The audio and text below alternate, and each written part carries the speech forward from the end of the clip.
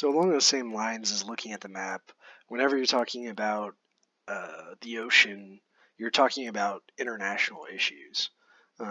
Certainly, a concern with all these cables being the backbone of the internet is sabotaging them, cutting them. We've seen this in the past, like Great Britain.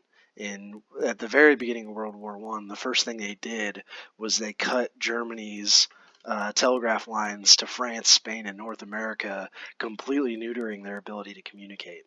And then the only communication Germany had was it monitored already by Britain. So that gave them a huge advantage.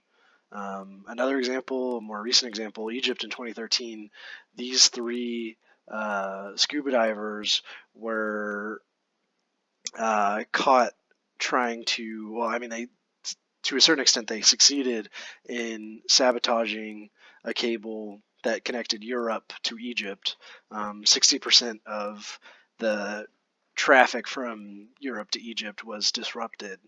Um, so things like that can happen and do happen, both maliciously and unintentionally. Um, as seems to be the case a lot in the news today, Russia has an interest in what they can do with the internet cables under the sea. There have definitely been submarines out and about viewing connections, and because all of this stuff is such public knowledge, it's pretty easy to survey and plot. So it'll be interesting to see if they act on that in any sort of way. You also have countries like Brazil that in 2019 they all finished a line completely circumventing the U.S. to Europe because they're worried about the USA's spying programs like the NSA. They don't want their internet to be uh, scrutinized, I guess, in that way. Um, so you have a lot of countries kind of wary of the US's dominance and how much has to run through the US because of how much we are surveilling everything. And just so you are aware, there are protections against the wiretapping and destruction of cables, and they came back all the way in 1884, and they've been updated since then. So the stuff is illegal, but actually prosecuting anybody on this is kind of tough, and in war times, um, not exactly enforceable. So as far as security goes, a lot of it is just it's you obviously can't just have an army sitting out on the water protecting all of these different lines. So as far as like defending against malicious activity, it's just pretty much non-existent. There are countries like Australia that have set up these protection zones. They have one in Perth, which it's mainly focused on like incidental damage to pipes. Like you're not allowed to. It's a lot of boating restrictions. You're not allowed to throw down anchors. You're not allowed to use nets in this certain area. So it's basically just to try to mitigate the risk of boats damaging the line. A lot of security is reactionary instead of proactive. Um, like I said, it's really hard to just maintain a secure presence. It's not like a server that you can just lock away. There's who knows how many miles of cable that you would have to defend. Um, and then another thing is that if it's easy enough for people to sabotage, it's probably going to be much easier to fix. A lot of the things like in the example of the scuba diver, that's going to be closer to shore. It's not going to be so deep. If human beings are able to get down there and reach it, still not great. You're still going to have outages. You definitely don't want that. But yeah, if it's easy for them to get to, it's easy for you to get to it and fix. Um, and in the book, The Undersea Network, uh, Nicole Starosielski um, talks about the idea of security through obscurity. So basically, just a lot of people aren't really focused on these cables, and that's kind of what they relied on to keep them safe. I question that going forward, but that seems to be the way of the way things work now. So other issues other than like nations and espionage and that sort of stuff, the International Cable Protection Committee, it says that ships and fishing accidents are 65 to 75% of the reason for cable failure. Like I said earlier, ships dropping anchor or just going over the wrong areas can cause big problems. Fishing with nets disrupts the cables a lot.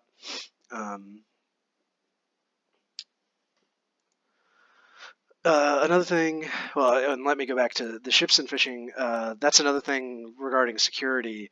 All these boats, they have all these lines are clearly marked out on maps. So that's another security issue, but it's also to try and mitigate all these random occurrences and accidents from happening. So as far as natural occurrences go, things like landslides, earthquakes, currents can move the cables around potentially, and that can cause them to chafe and possibly break open, and that's not good. And that will eventually lead to cable failure if that's going on. One thing that I found pretty interesting, back in 2013 or 2014, there was this kind of viral report going around about this shark on video biting a fiber cable. And even Google responded and was looking into ways to kind of shark-proof their cables.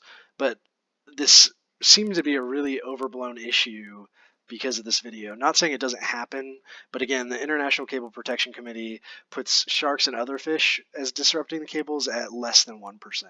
So not really a big issue. It was pretty overblown at the time, but pretty interesting nonetheless. So talking about security and all that, now how do these cords actually get down underwater? We see here this big ship. You have to have a big specialized ship, and then in this you have cord just circled around, just miles and miles of cord, because they have to have all the cord that they're going to use to get their destination all on the ship at the same time. So before you even begin installation, you need to look at where you're going to actually put the cord, or the cable. It's super, super important. You have to be very wary of the land. It can't be an area where it's going to chafe. Obviously, you're trying to avoid any sort of critters that might mess with it under the water. You need to make sure that the chemical combinations are okay. Just a lot of consideration goes into it. Things like coral reefs are considered. And so once you've got your path planned out, got the cable on the boat, from the shoreline, you're going to have one connection at the shoreline, and the boat is going to start moving out slowly. There are going to be buoys every so often to keep the cable from scraping the ground and prevent damage in that way. Once the boat has moved out far enough, they're going to bury it. Usually, they're going to push it down into the sand or the ground, and then back on.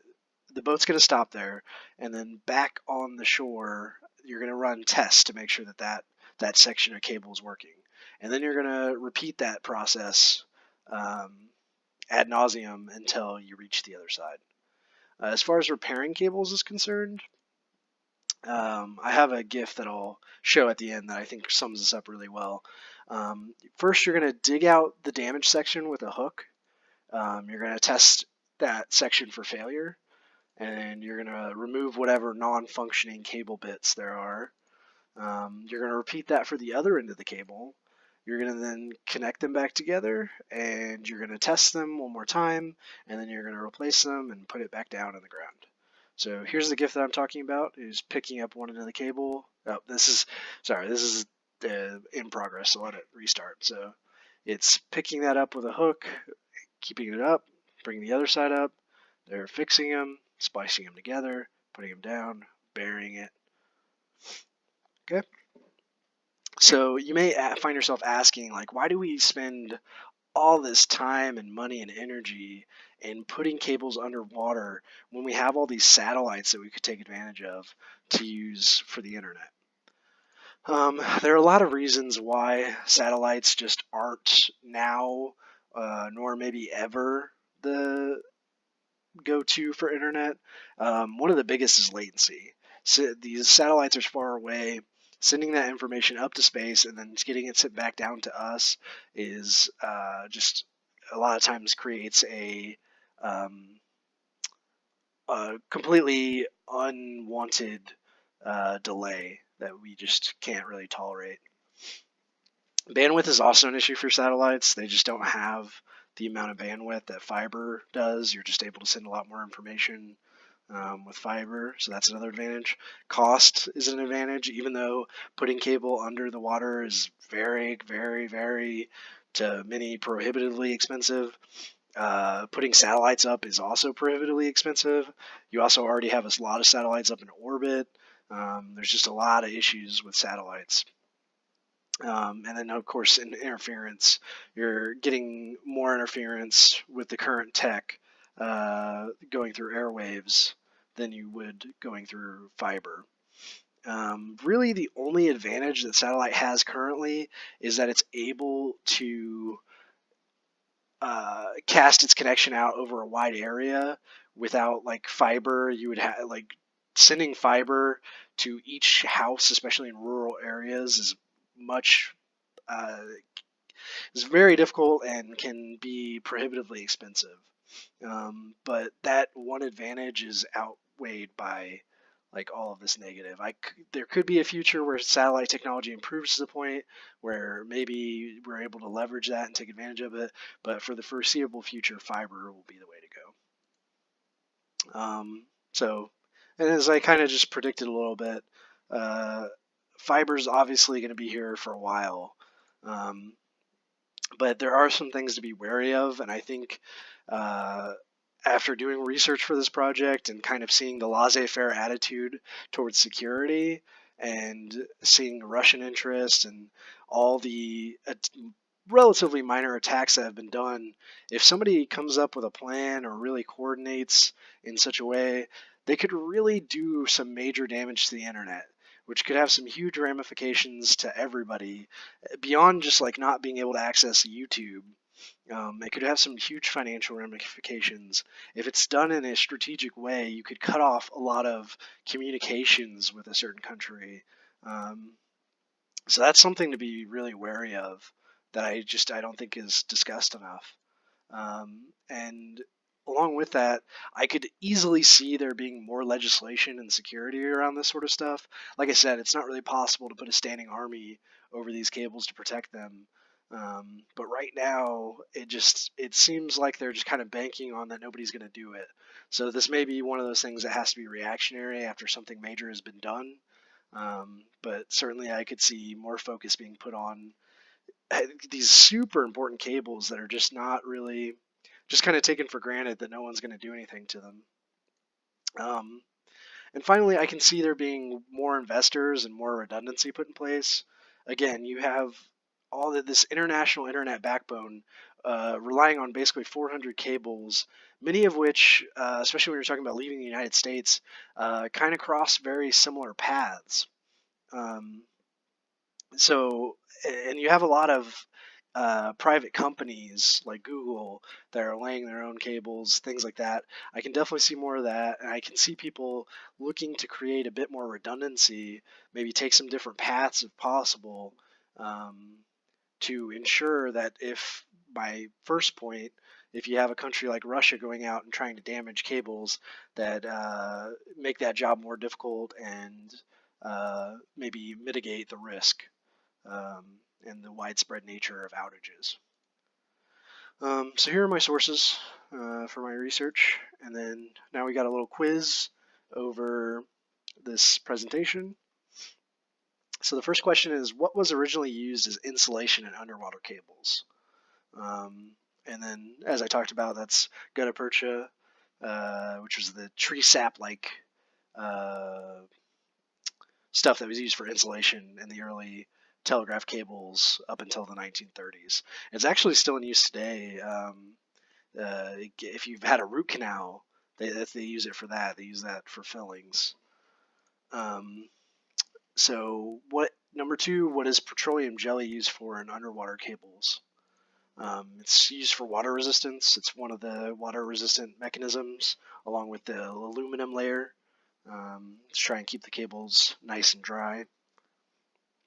Number 3, what country is building a cable to circumvent the US? As I covered, that's Brazil. I'm sure they're not the only ones. With all the spying going on, both here and in Europe, and I'm sure other places, certainly more countries are going to be wary. I just think, in general, the theme of this project has been how little we think about these underwater cables that are so hugely important. Number 4, true or false? Sharks are a major cause of cable failure. That's false.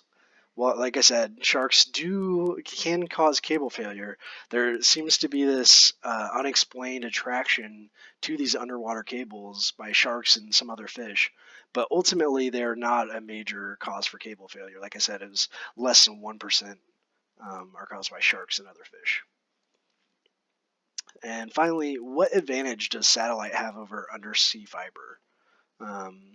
And like I said, it more easily covers a widespread area.